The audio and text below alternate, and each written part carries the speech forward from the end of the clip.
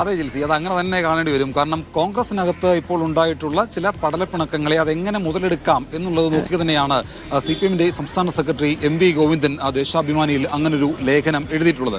അതിനകത്ത് പ്രധാനമായിട്ട് പറയുന്നൊരു കാര്യമുണ്ട്. നിലമ്പൂരിൽ ഇപ്പോൾ ഇങ്ങനൊരു ഉപതെരഞ്ഞെടുപ്പ് സംജാതമാകാനുള്ള കാരണം PV അൻവറിന്റെ വഞ്ചനയാണ്. PV അൻവർ നിലമ്പൂർ ജനതയെയും കേരള രാഷ്ട്രീയത്തെയും വഞ്ചിച്ചതുകൊണ്ടാണ് അതിനെതിരായിട്ടുള്ള ഒരു ജനവിധിയെഴുത്ത് നിലമ്പൂരിൽ ഉണ്ടാകും എന്നുള്ള കാര്യം CPM സംസ്ഥാന സെക്രട്ടറി MV ഗോവിന്ദൻ ദേശാഭിമാനി എഴുതിയ ലേഖനത്തിലൂടെ പറയുന്നുണ്ട്. ആ ലേഖനത്തിൽ പറയുന്ന മറ്റൊരു പ്രധാനപ്പെട്ട കാര്യം UDF-ഉം PV അൻവറും തമ്മിൽ നടത്തിയ രാഷ്ട്രീയ ഗൂഢാലോചനയുടെ ഭാഗമാണ് ഇപ്പോൾ ഉണ്ടായിട്ടുള്ള ഈ ഉപതെരഞ്ഞെടുപ്പ്. നമുക്ക് നേരത്തെ തന്നെ അറിയാം, മുഖ്യമന്ത്രിയെ ലക്ഷ്യം വെച്ചുകൊണ്ട് PV അൻവർ ഉയർത്തിയ പല ആരോപണങ്ങളുണ്ട്. നേരത്തെ മുഖ്യമന്ത്രിയുടെ ഓഫീസുമായി ബന്ധപ്പെട്ടുകൊണ്ട് പല ആരോപണങ്ങൾ ഉയർത്തുന്നു. അതിനൊക്കെ പിന്നിൽ കൃത്യമായിട്ടുള്ള രാഷ്ട്രീയ ലക്ഷ്യങ്ങളുണ്ട് എന്നുള്ള കാര്യം നേരത്തെ തന്നെ CPM നേതാക്കൾ പറഞ്ഞതാണ്. CPM സംസ്ഥാന സെക്രട്ടറി MV ഗോവിന്ദൻ അടക്കം നേരത്തെ ആ കാര്യങ്ങൾ പറഞ്ഞതാണ്.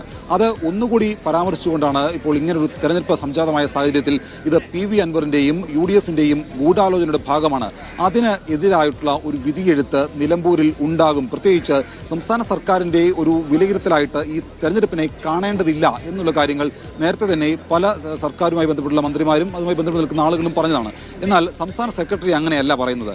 അടുത്ത മൂന്നാമത്തെ പിണറായി സർക്കാരിന്റെ ഒരു കാഹളം മുഴങ്ങുന്നത് നിലമ്പൂരിൽ നിന്നായിരിക്കും എന്നുള്ള കാര്യം കൂടിയാണ് ആ ലേഖനത്തിലൂടെ പറഞ്ഞു വെക്കുന്നത്. അപ്പോൾ നമുക്ക് അതിൽ നിന്ന് പ്രത്യേകിച്ച് എടുത്ത് മനസ്സിലാക്കേണ്ടത് PV അൻവറിനെതിരെ കൃത്യമായിട്ടുള്ള വിമർശനം ഉന്നയിക്കുന്നു, UDF-നെതിരെ വിമർശനം ഉന്നയിക്കുന്നു. അതിലൂടെ തന്നെ CPM-ന്റെ ഒരു ഭരണ തുടർച്ചയ്ക്ക് വേണ്ടിയുള്ള ഒരു വിലയിരുത്തൽ ഈ തെരഞ്ഞെടുപ്പിന്റെ ഭാഗമായിട്ട് ഉണ്ടാകും എന്നുള്ള കാര്യം കൂടി ഗോവിന്ദൻ ഈ ലേഖനത്തിലൂടെ പറയുന്നുണ്ട്. അതായത് ഇതിനകത്ത് നിലമ്പൂരിൽ വലിയ വമ്പിച്ച ഭൂരിപക്ഷത്തോടുകൂടി CPM ഇടതുപക്ഷ ജനാധിപത്യ മുന്നണി വിജയിക്കുമെന്ന് പറയുന്നുണ്ട്. ഒരു വലതുപക്ഷ കോട്ടയല്ല നിലമ്പൂർ, അത് നേരത്തെ നിലമ്പൂരിലെ ജനങ്ങൾ തെളിയിച്ചതാണ് എന്നുള്ള കാര്യം കൂടി PV അൻവറിനെ കുത്തിക്കൊണ്ട് CPM സംസ്ഥാന സെക്രട്ടറി MV ഗോവിന്ദൻ പറയുന്നുണ്ട്. മറ്റൊരു കാര്യം എന്ന് പറയുന്നത് ആര്യാടൻ ഷൗക്കത്തിനെതിരായിട്ടുള്ള വിമർശനമാണ്.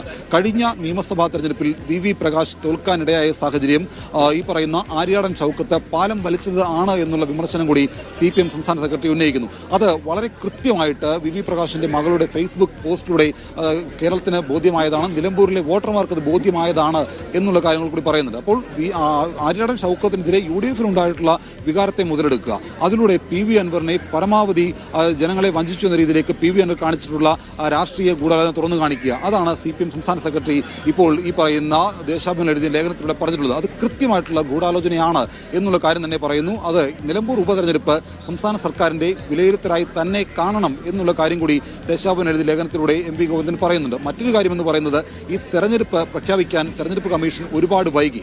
10 മാസം മാത്രം ശേഷിക്കെ ഇങ്ങനൊരു തെരഞ്ഞെടുപ്പ് പ്രഖ്യാപിക്കേണ്ടതായിരുന്നില്ല, അത് ഒരുപാട് വൈകിയതാണ് എന്നുള്ള വിമർശനം കൂടി CPM സംസ്ഥാന സെക്രട്ടറി MV ഗോവിന്ദൻ ദേശാഭിമാനിൽ എഴുതിയ ലേഖനത്തിലൂടെ പറയുന്നുണ്ട്. എന്തായാലും ഇതിനകത്ത് എടുത്തു കാണേണ്ടത് ആര്യാടൻ ഷൗക്കത്തിനെതിരെയും PV അൻവറിനെതിരെയും അതിരൂക്ഷമായിട്ടുള്ള വിമർശനം CPM സംസ്ഥാന സെക്രട്ടറി ഉന്നയിക്കുന്നുണ്ട്. ഇതിനകത്ത് LDF സ്ഥാനാർത്ഥിയെ പ്രഖ്യാപിച്ചിട്ടില്ല എങ്കിൽ പോലും വലിയ ഒരു പ്രചാരണ ചൂടിലേക്ക് UDF ശരവേഗം മുന്നോട്ട് പോയിട്ടുണ്ട്.